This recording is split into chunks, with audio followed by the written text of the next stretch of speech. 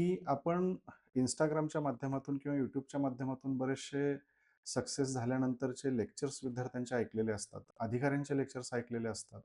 मग त्याच्यामध्ये सल्ले वेगवेगळ्या पद्धतीचे तिथे दिले जातात. ते सल्ले ऐकले जातात आणि मग त्याच्यावरून विद्यार्थी अशा डिसिजन्सपर्यंत येऊन पोहोचतात.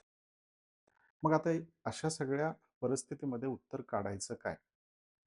तर मी त्यांना एक चांगला प्रामाणिक सल्ला तिथं दिला होता. मी त्यांना म्हटलं होतं, की "ठीक आहे, त्याची इच्छा आहे 12वी झाल्यानंतर असं करायचंय, आर्ट्स करायचं त्याला करू देत.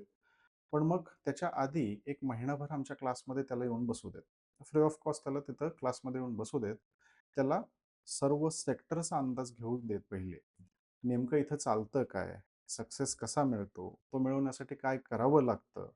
मग त्याच्या ज्या धारणा झालेल्या आहेत सोशल मीडियावरचा कंटेंट बघून, त्या धारणा पहिले ब्रेक होऊ देत आणि मग त्यातनं जो कोणता निर्णय तो घेईल, त्या निर्णयासोबत तुम्ही तिथं जाणं गरजेचं आहे.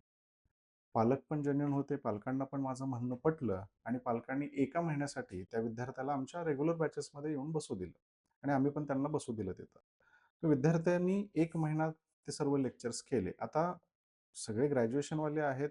हा एकटाच 12वी मधला आहे. ठीक आहे. पण